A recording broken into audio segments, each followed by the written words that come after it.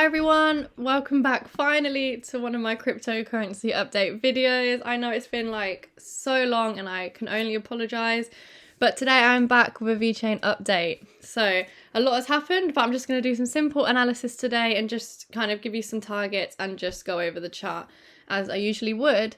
And I've started on the weekly time frame because when we lost this weekly yellow support here at 0.057 cent, and we didn't find a support here, I knew then I had to look to the left and see what levels in the past can keep us up and hold us up and where we could go to. So when I look to the past here, I can see this clear area of resistance here and a clear area of support here, and that ends up now at 0.022 cent. And I think a long time in my video I said I'm pretty sure we are going to come down to the 0.02 cent area because of this key resistance support area here, and especially because after we broke out of support we had this really nice uptrend for many weeks, and that was really nice to happen. So that shows me this is a key area here and we have met that now.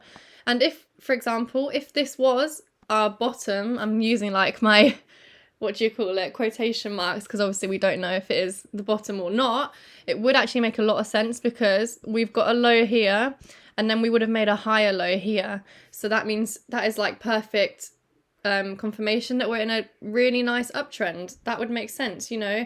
We've had our push, we've come back to previous levels of support and resistance to retest, and then we carry on in our uptrend. Obviously I'm saying a lot here, I don't know what's going to happen in the chart, but that would work out nicely. However, obviously there is always a chance that we can lose this and turn this line back into resistance here. And then if we do that, we can see our next level is 0.01 cent. Obviously, I think this would be the worst case scenario what I mean by that is if we come down to here, I wouldn't like us to see us going any lower. Obviously, no one would. But I have got this level here because it's always a possibility. Even if we broke down and ranged, who knows? Range, yeah, that makes sense. So yeah, that's what I've got on the chart for now. Now what I can do is, I'm going to add a big fib here, and it might look scary where the 1618 is, but just don't look at that. So I'm just going to go swing low to swing high. And we know when we lose a 0.618, our next target usually is the 1.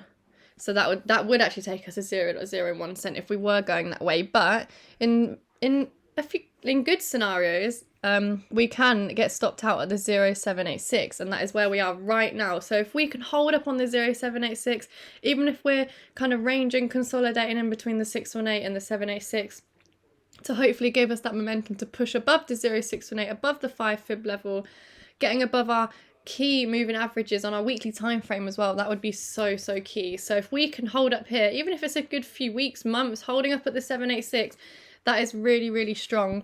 Obviously we don't want to be having many wicks to the top here at the 0.618, because that could then likely mean that we are going to lose this level and head to our 1 down here at our second point of support. So that's just that scenario, obviously. So keep an eye out. We really want to be holding up 0.023 cent. When you see that, when we've lost that and you can see we've tested it as resistance here, keep an eye out on the 1 fib level and refer back to this video. But hopefully, fingers crossed, that's not going to happen. So I've had a look at the weekly time frame now. I'm going to head on to the daily time frame. And that is perfect. So daily time frame now, I could zoom in a bit further actually, it's quite unclear. Perfect. So I'm going to add my fib on now, and what I'm going to do is I'm actually going to go from swing high to swing low here. Hypothetically, if we did have our bottom, again quotation marks because we don't know, our chart now is really aiming to be getting above the 0.382.